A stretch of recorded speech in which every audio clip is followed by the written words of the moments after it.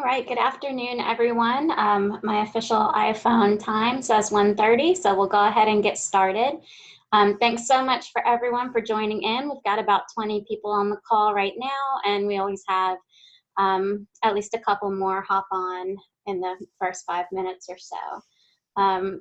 So jumping right in, we have asked Cody Marie Miller with the Nature Conservancy to join us today to do a repeat presentation of something she talked about this year at the FLEPSI conference back in March.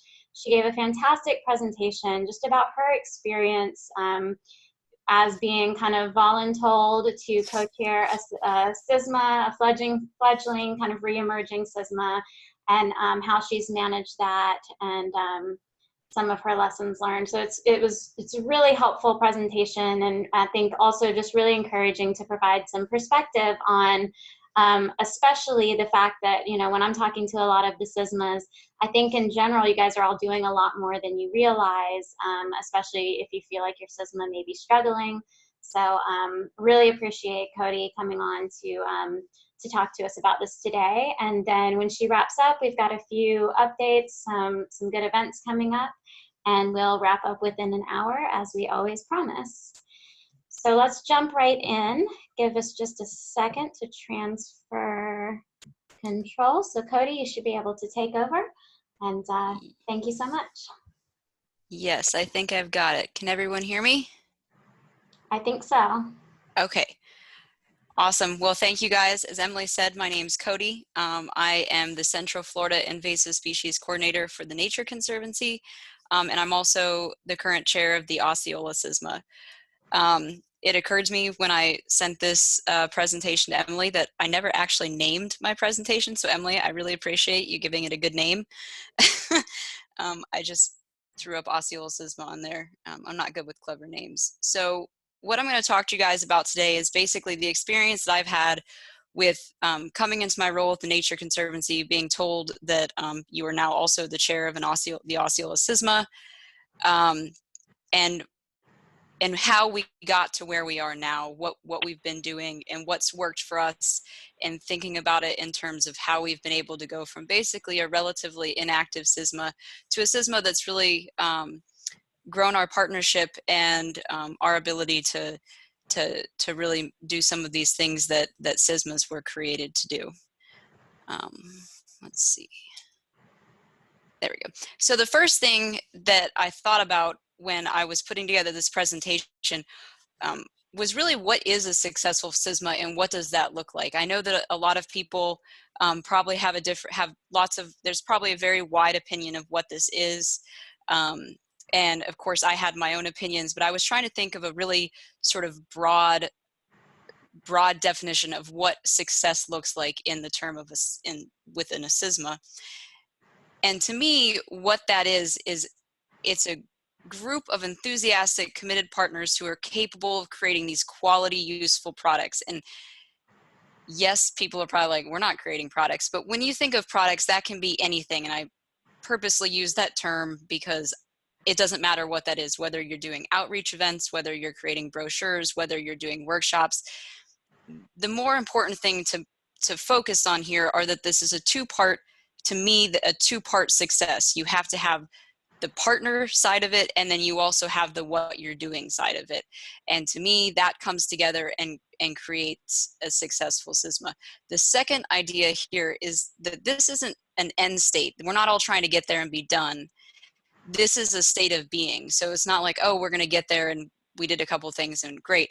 This is, you want to get to this point and you want to maintain this. So you want to maintain your partnership. You want to maintain your ability to create these useful products. So when I'm talking about our sort of evolution into becoming what I think of as a fairly successful CISMA, I'm thinking of that we're trying to keep this going forward, and this is the definition I'm using. I'm sure that there actually is probably a definition out there somewhere in FISP world of what a successful CISMA is, but this is my definition. It's my presentation, so it's my definition. So I'm going to give you a little background. If not everyone is from Central Florida and may not be familiar with Osceola County or Osceola CISMA, let me give you a little background of who we are and where we are. So this is the CISMA map. I think probably everyone on this phone call has seen this map at one time or another. You can see Osceola over there and it's dark purple, sort of nestled in between the Central Florida CISMA and the Heartland CISMA. And this is actually something I'm going to talk about throughout the presentation, is that both the CISMAs on either side of us, the Central Florida and the Heartland CISMA, are both very established CISMAs that have a, a very strong leader that, and they do a lot of things. So this actually did play quite a big role initially in how I viewed our CISMA and what we should be doing. So, so there's that. And then if we sort of zoom in on Osceola County, we are a single county CISMA. So we have that works for us and against us in sometimes. So this is Osceola County. If you see where it says Lake Buena Vista, just to give you guys some idea of what we've got going on here in the county, Lake Buena Vista is Disney itself.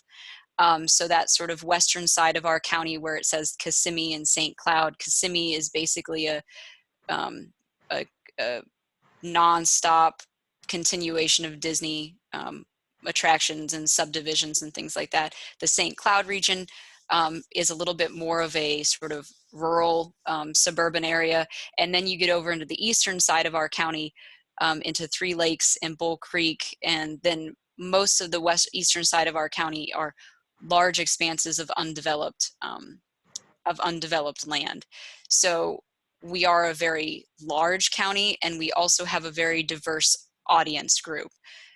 So these were all things that make it challenging when trying to figure out how best to move forward and what type of things you can do to help your constituents, so to speak, within our county. So January 2015, that's when I took on my role here at the Nature Conservancy. That's also when I took on the role of co-chair at the time. So I just want to give you guys some background of where it was when I started. I had literally been in my position for 3 days, and I got a call and said I was going to be this co-chair position. I was not elected in by anyone. I was just told that this was part of my job. I had never been in charge of a group like this before. I'd been a part of the Florida Keys Invasive Exotic Task Force the entire time I was down there. So I had an idea of what CISMAs did. I had my co-chair was the Natural Resource Extension Agent at the time. And basically what I was given, I got a semi-outdated email list, contact list, which we all know email contact lists are outdated as soon as you make them. The CISMA had just started to reform, and they had just created an EDRR list. This was prior to when FNA got involved with the EDR list. So we had an EDRR list. There was a work plan. I'm not sure when the work plan was created. It was very beefy. It had a lot of very big aspirations of things that we were going to accomplish. And for that first year, we didn't even worry about that. And then this final thing is really important for our early work. TNC had a grant through Wells Fargo that actually supported our CISMA work in Central Florida, which is how I kind of got tasked with engaging with the Osceola CISMA. And that was basically what I came into. And I mentioned earlier that, you know, we're sort of in between the Central Florida CISMA and the Heartland CISMA. I mentioned both of those are very established CISMAs. They're doing a lot of things. And when I was first thinking about how to run a CISMA, that's where I looked. I'll be completely honest, my first meeting as CISMA co-chair was terrible. I was actually late to my own meeting. Who knew it took an hour to go 20 miles in Central Florida during rush hour? I sure didn't. And we had probably 16 to 20 people show up to that meeting, and I think half of those have never showed up to a meeting since then. To say it was not a success is an understatement of that. So I did a lot of thinking back to that time and thinking about if I could do it over again with what I know now, what were some of the things that I would think about? And the first thing that comes to my mind is the idea of working within your capacity. So thinking back to that early 2015, looking at looking at other CISMAs, and the first thing is recognizing that not all CISMAs look the same. We are Osceola CISMA, like I said, we're a single county CISMA. We're limited in our partnerships. We're limited in, you know, sort of, we don't have any federal partners. We're limited in our state partners. So we're never probably going to be the Everglades CISMA. We're never even going to be a Heartland CISMA. What we are is the Everglades. What we are, no, we're not the Everglades CISMA. What we are is the Osceola CISMA, and recognizing that.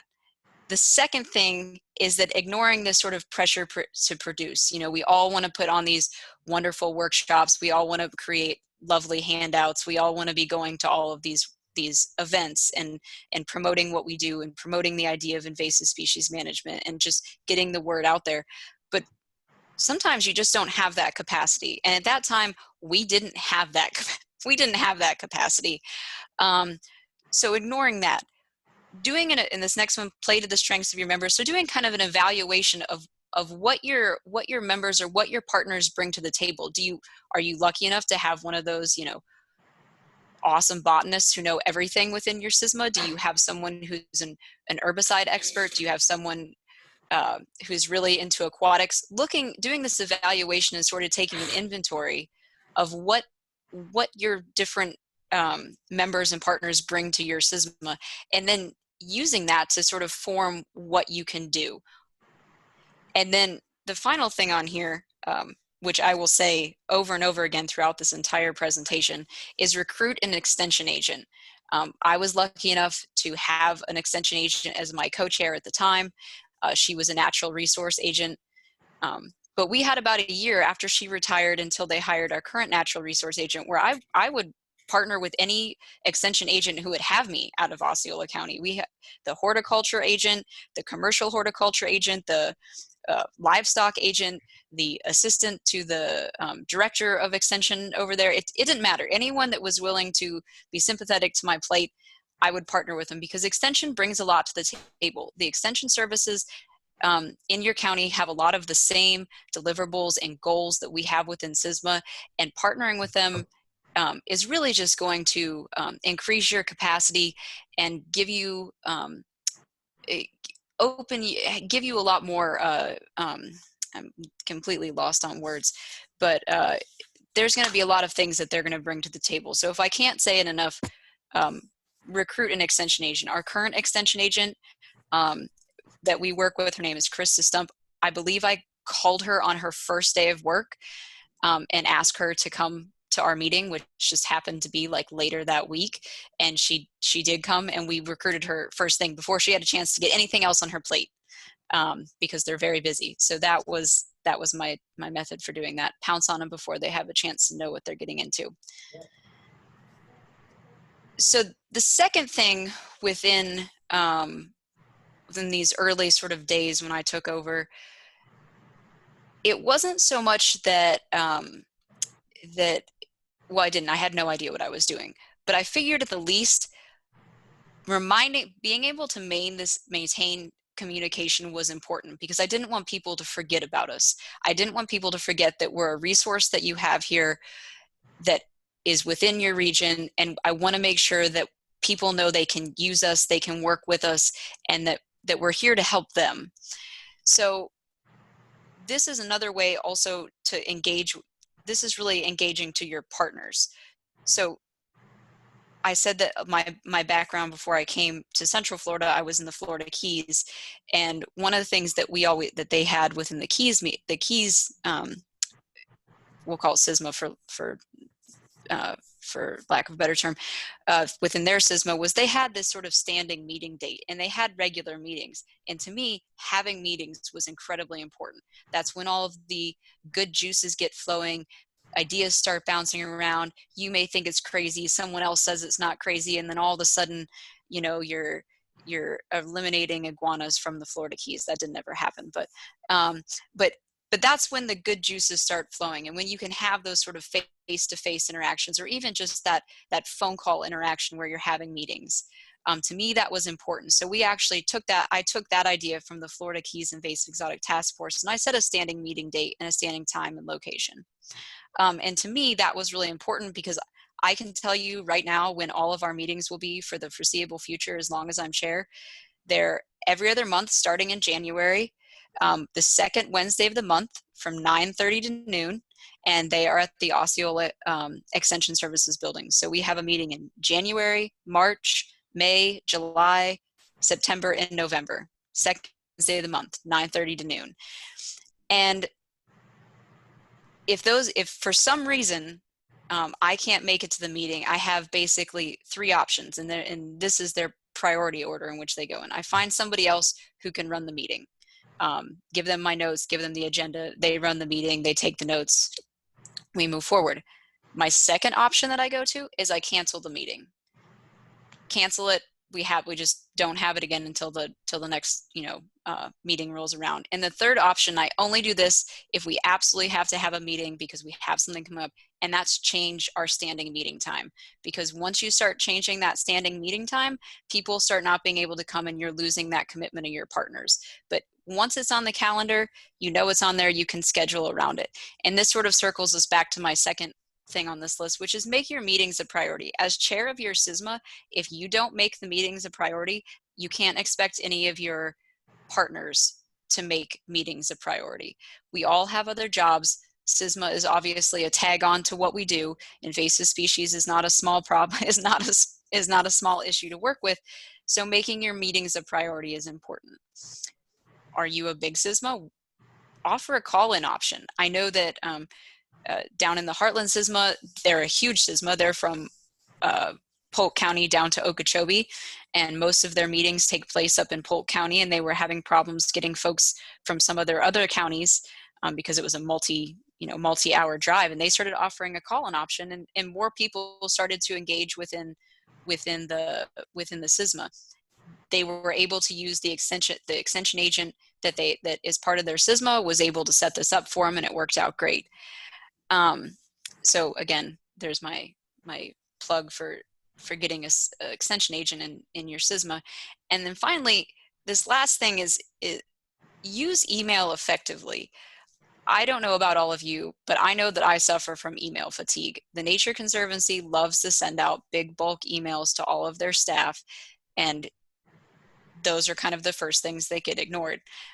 It's kind of the same thing with listserv emails.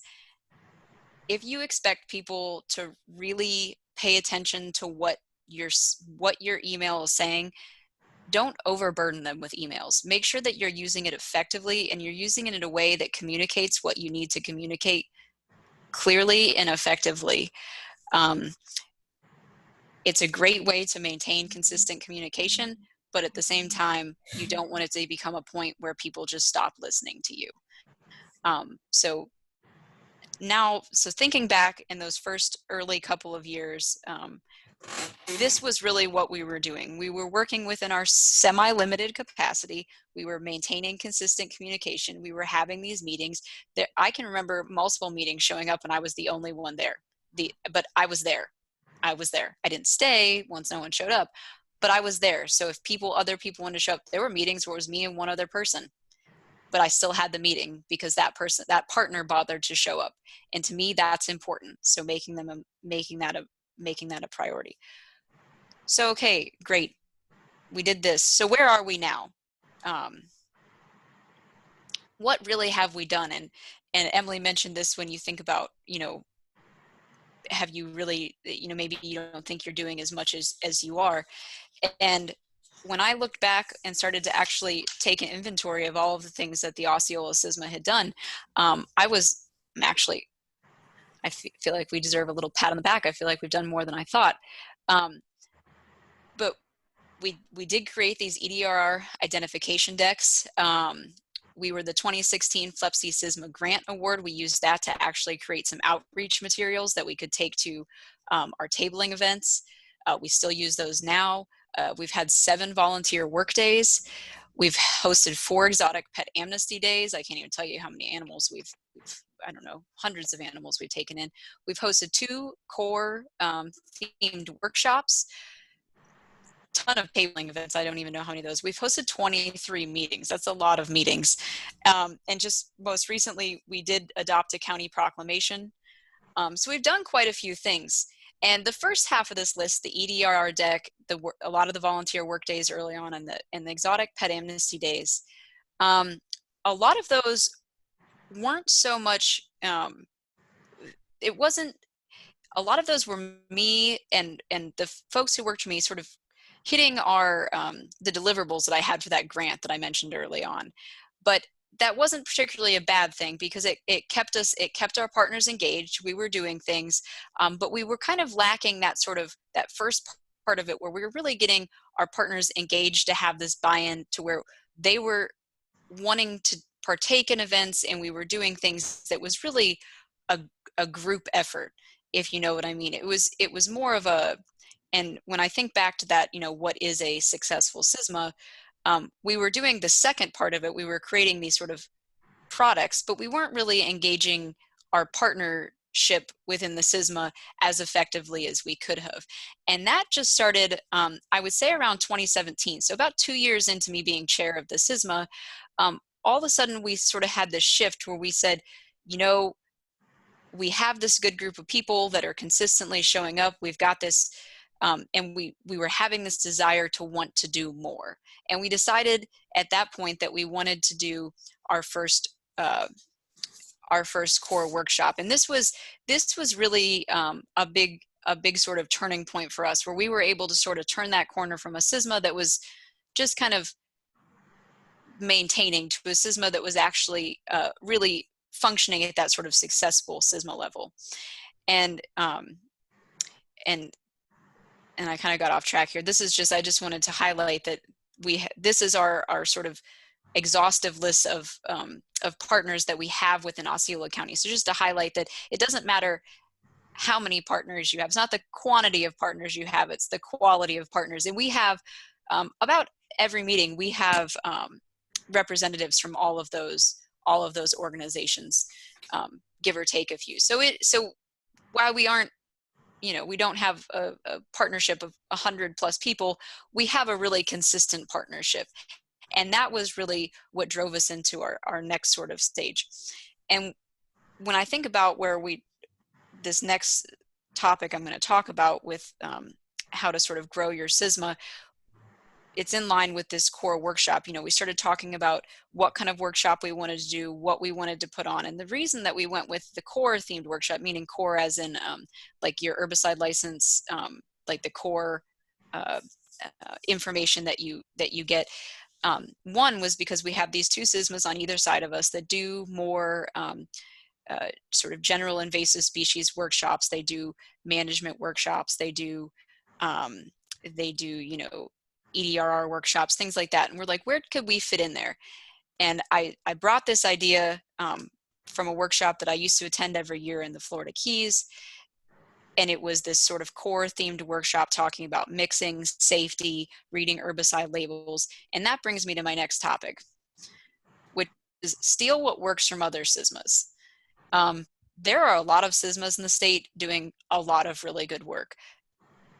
Don't be afraid to sort of replicate what they're doing. Reach out to them. If you go to a workshop and you really like what they're doing, and you think that you don't see enough of like people from your CISMA really represented there, reach out to them and see if they will help you replicate that CISMA, that workshop, that event, whatever it is they were doing, that piece of outreach material for your CISMA.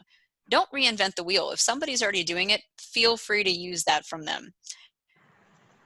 Partner with other CISMAs. Osceola CISMA is a great partner. We will help you with whatever you want to do, as long as it's not ours to do. But partnering with other CISMAs, especially if you're a new CISMA, you're a new chair, you're kind of struggling to get that partnership, partnering with other CISMAs for workshops is great, because it gives you this sort of, it gets your name out there. It gets people sort of thinking that you're really, you know, you've got that sort of illusion that you're doing a lot of things, that you're putting out these great products, and really you're just kind of maybe piggybacking on someone else. But it creates this momentum that you need within your CISMA to keep going.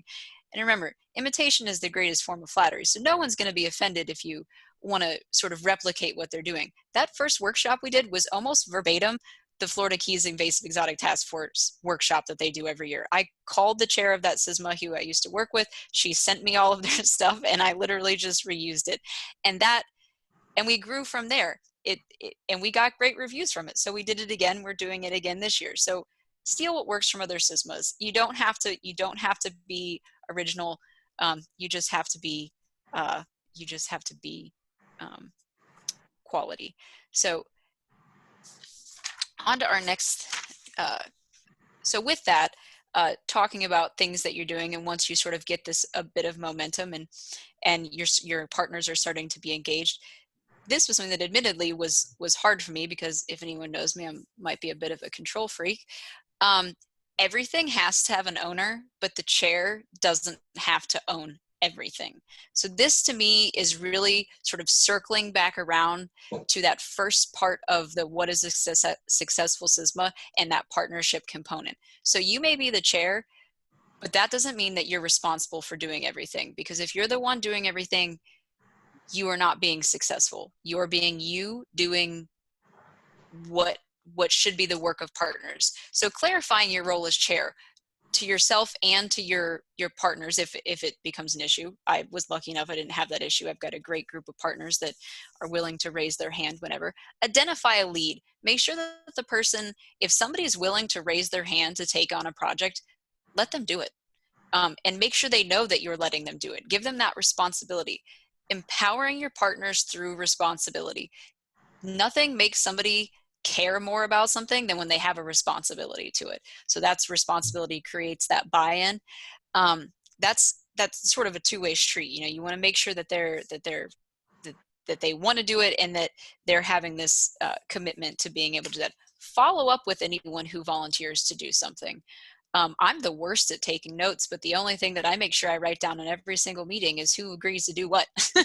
And then making sure that I follow up with them, whether that be in an email, meeting minutes. I'm really bad at taking meeting minutes, or phone calls, and making sure that the people that have taken on these roles and responsibilities, one, feel supported if they need anything, and two, know that you understand that you are trusting them to do this. As chair, especially if you don't have a structure within your CISMA. So our CISMA, the only position, I'm doing air quotes on this, position that we have is the chair position. We don't have any other structure. We don't really have subcommittees because we're so small. It's pretty much the 5 to 6 people that show up every meeting are our partners, our steering committee, our everything.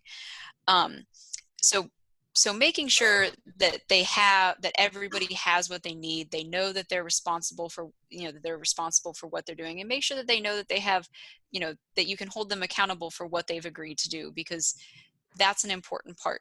The final thing that I have on here is incredibly important. Make sure you give credit to the people who do this work for you, and that they know you appreciate that the time and effort they've put in. Again, this is not any of our jobs. We don't get paid to do this. This is a part of what we do for our jobs.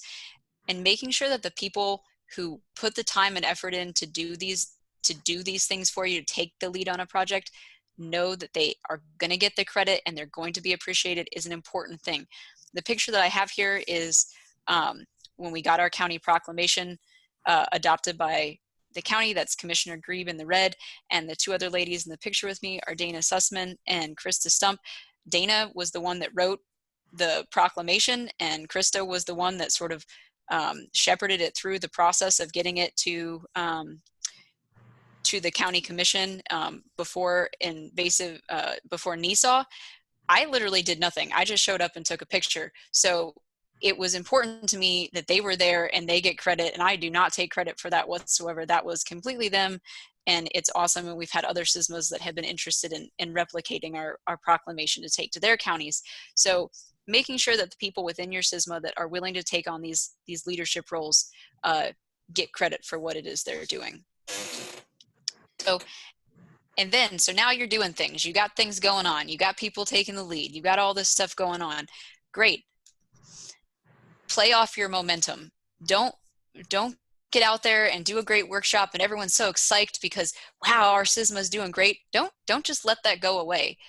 That's the time to lob out that crazy idea that may seem like it's bigger than really you have the capacity to do, but maybe you don't. You have all these people that are really engaged and they're really excited about, lob it out there and see what happens. After our second herbicide workshop, actually I think it was after our first herbicide workshop, I can't remember which one, I got this crazy idea that I wanted to try and get the county to take on some responsibility for some invasive species management in our area for private homeowners, and I lobbed that idea out of there, and we're currently in the process of working on that. To me, that was like, they're going to laugh me out of the room. I'm the only government employee in this room. They're going to laugh me out of here. But everyone was like, yeah, let's do that. And so don't let that good energy in the room go to waste. When people are excited about what you have going on, run with it. That's the time to get in there, engage more, and sort of up your partnership and your engagement with your groups. And this last one doesn't really fit here, but I threw it here because I thought it was important. I didn't have anywhere else to fit it. Be enthusiastic and believe in what you're selling. If you're the chair of a CISMA and you don't care about what you're doing, you can't expect anyone else to care. This goes back to that making meetings a priority. Be the person you want your partners to be. Be engaged. Make it a priority. Show up. Believe in what you're selling. If you believe in your CISMA and you believe in the partnership that you have going on, it's going to be successful. It takes one person to sort of, take it and run with it, and everyone else will jump on board. At least that's been my experience in Osceola County. So let's circle back and let's just come back to, and it lost my slide. I did have a slide in here because I forgot that even though I updated my computer, I didn't update Emily's. I had the slide that was just talking about the successful CISMA again, which again is a group of enthusiastic, committed partners who are capable of creating quality and useful products. And in my opinion, some of the ways to get there are early on, working within your capacities and maintaining that consistent communication until you get to the point where you can build up and you can start pulling what works from other CISMAs, maybe implementing them within your CISMA, making sure that these events, these programs, these products, whatever it is you're doing, have ownership, that you're empowering your partners through responsibility, and that you're using your momentum of these sort of great breakthroughs and things that you do to build your CISMA and make it even more successful. And finally, have fun, because there's nothing more fun than engaging with our partners and people who like to do the same type of crazy work that we do, which is invasive species management. And I think that was my last slide. There was one that said questions, but that's fine. Great, thank you so much, Cody. I just really appreciate this presentation because I think it does really capture, the spirit of what CISMA is. Because when I talk to a lot of CISMA leads, especially those who are kind of rebuilding or kind of maybe have had a lull or something like that, I always tell them first and foremost that if a CISMA has a network of contacts that they know they can reach out to and they have some form of communication, that in itself is a success. Because at the heart of these efforts was the idea that we've got to be communicating across agency, across organization on invasive species issues.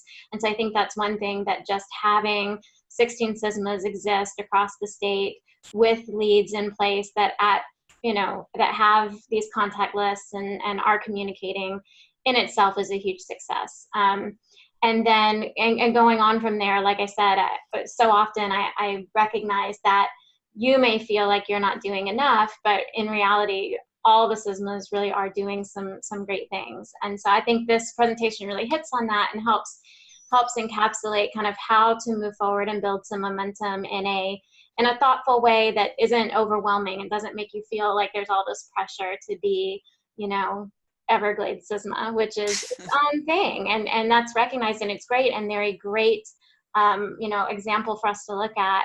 But every CISMA is different, and that's the beauty of it, and that's good. And taking what we can from other CISMAs, but keeping our own unique elements because that's what works in that area is critical too. So thank you so much. And I just, if anyone has questions, just remember you probably are muted, so unmute yourself, or you can also type them in the chat box and I can read them that way.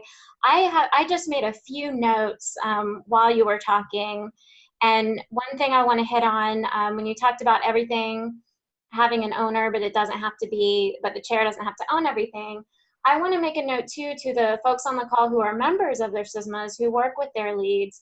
You know, if you have an invasive species project that you're working on, and this speaks well too to engaging your extension agent, because a lot of times your extension agent has very similar goals and projects they have to work on. But if you're sitting there, you've got this invasive species project, you have questions about maybe the species you're working on, or you need to, you know, work with another land manager, reach out to a partner in the CISMA and just loop in the CISMA leads, CC them, and let them be aware that maybe there's this project going on within that region. And that becomes a part of what the CISMA is doing. And it helps you get input and feedback and support that you may need as a CISMA member.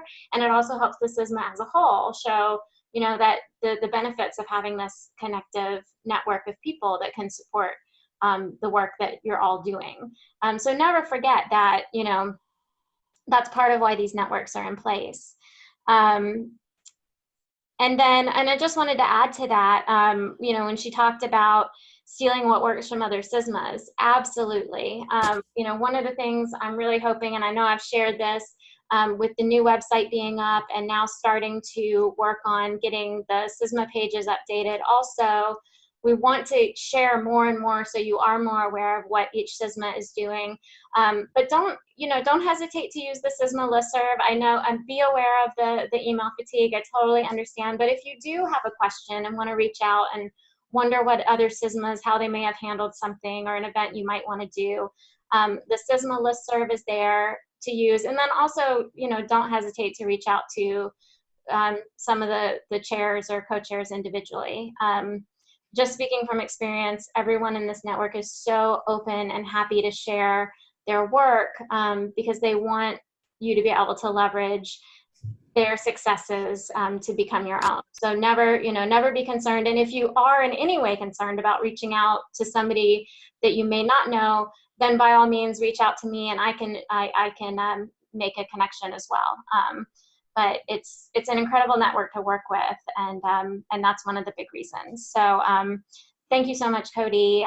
It's great to have this immortalized, so it'll be on our website as well, so that, you know, folks who weren't able to make it, or even if you just need inspiration, you can go back and listen to it. But now I'll give a moment. Does anyone have any specific questions for Cody about her experience with CISMA?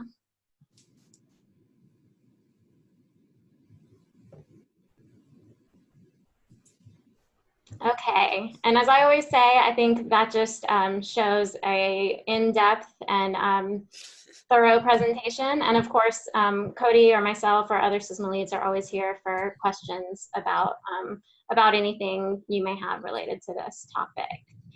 So from there, I just have a few updates to share with folks. So one thing that has come up, the First Coast Invasive Working Group has recently kind of been made aware of a plant that we've known about for a while, but I just wanted to share it here. Some of you who are on the FLEPC listserv may have seen my email that went out maybe last week. My sense of time is nebulous, but so we're just kind of looking for some information on this plant. It has shown up in pretty high densities recently at Fort Clinch State Park, which is the very northeastern part of the state. You look across the river from the park and you see Georgia. So they've known it's been there for many years, but right now the population seems to be having a boom. So we kind of have gotten curious about it. Is it something we should think about managing? We also know it's been in Florida along the coast for a long time. I submitted some voucher specimens to the University of Florida, and this second bullet point that talks about the taxonomy is something they shared with us, that there's been confusion because a lot of us are aware of the Russian thistle that's really invasive out west. This isn't actually the same species, so it's a little bit different. This is one that is known in coastal habitats, but isn't so much known inland. And so some suggest referring to it more as common saltwort, prickly saltwort, versus Russian thistle to avoid that confusion, but that's just common name confusion. So I sent that FLEPC email out just to see, get some feedback. Has anyone else, what are your thoughts on this plant? Is it something that the CISMA may want to consider prioritizing, or the land managers in the area? And I just wanted to share a little bit of the information we've gotten back so far. So one person did report that East Central Florida CISMA worked on it a little bit in 2012. But then we're advised by a knowledgeable botanist that the species has been around here for a long time. It has a regular boom and bust. And that's similar to what we've heard from other land managers, that I see it one year and it's gone. And but what has been interesting is I have gotten a few reports from folks who have said, yes, it's shown up and gone away a lot, but in the last 2 years, we're really seeing a ton of it. So I got this from Fort Matanzas National Monument and from Anastasia State Park, which are both pretty close together in the St. Johns County, Flagler County areas. And they're saying, don't know if it's related to hurricanes, but it seems that after we've had these 2 really bad hurricanes, we are starting to see just so much more of it than we've ever had. We've also heard from Talbot Islands that it's showing up there, but I don't know historically the information there. And then again at Fort Clinch, it's been there, but there's quite a bit of it now. So the potential impacts, there is concern from some of the land managers that it could disrupt nesting shorebirds, or even sea turtles. If you haven't seen this plant, it's very sharp, it's very prickly. The thistles are truly like little mini daggers, and the plant is just like covered with these mini daggers. So it could definitely bother wildlife. It could also definitely bother beachgoers, because if you accidentally stepped on this, it would hurt. And these 2 pictures are kind of bigger plants that are more obvious, but what we see in areas where it's less dense is we see plants that are almost wholly buried, or smaller plants where you just kind of have them peeking out of the sand. So like you would probably not step on that big clump you see in that top picture, but when you just have these little ones coming up, that would be a painful thing to run across. So I just wanted to share that here to let you guys know that it's something that the First Coast Invasive Working Group is looking at, kind of trying to decide if it should be a management priority. And I do think it's interesting just hearing the reports from the other parks that potentially we're going through more of a boom than they've experienced before. And maybe we'll keep a closer eye on if it does in actuality bust and go almost completely away, or if this signals a more sustained and established population. And so this kind of leads into talking about the upcoming events. Next week on July 30th, the First Coast Invasive Working Group is going to get together at Fort Clinch and do a work day on this plant just to get all the partners familiar with it. We're going to pull some of it and kind of go from there and talk about if it should be of management concern.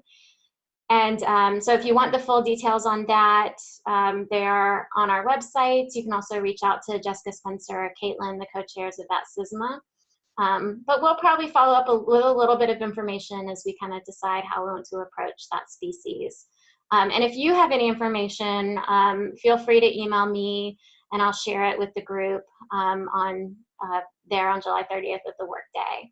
And then on August 6th, Six Rivers is having a CISMA meeting. August 22nd, Heartland CISMA Steering Committee meeting. September 24th, First Coast meeting. And they are going to meet in Fernandina, where Fort Clinch is, because there's also a group there who's really interested in working on Brazilian pepper. It is found there in very limited amounts, and it is something that could potentially be eliminated from the island itself.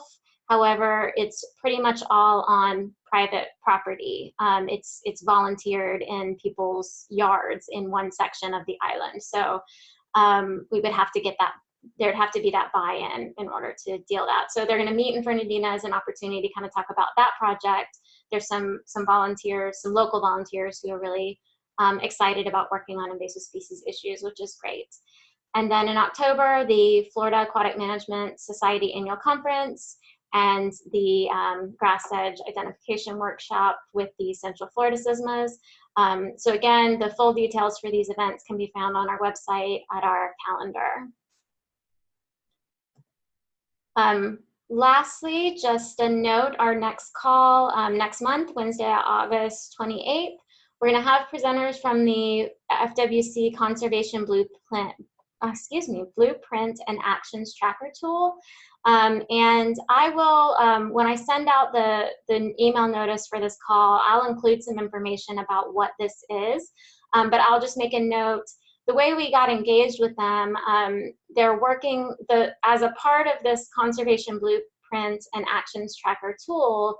They are identifying threats to their conservation assets. And of course, invasive species is a huge threat. And so they are looking to collect data and get information. And so the CISMAs, I encourage folks to call in and just hear about their work they're doing, because there may be some opportunity to partner with providing information or just additional outreach and data sharing with them.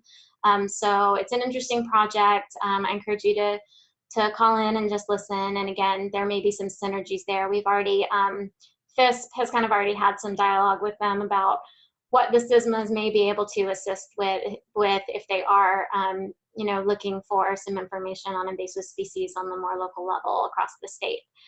So you may hear more about it through that as well. So I think that's it. Again, thank you so much, everybody, for joining us today. Especially thank you to Cody for her presentation. We will get it up on the website, and so you can share it with your CISMAs. Remember, all past calls are available. We are here the 4th Wednesday of every month, except November and December. And please, if you haven't, follow us on social media. We're on Facebook at floridainvasives.org. We're on Instagram at protect_Florida. And I am trying to learn how to use Twitter, so you can follow us there as well at protect_Florida. And we are starting to share content there as well. So thanks again so much. As always, reach out to me with any questions or any call ideas, and look forward to talking to you guys again in August.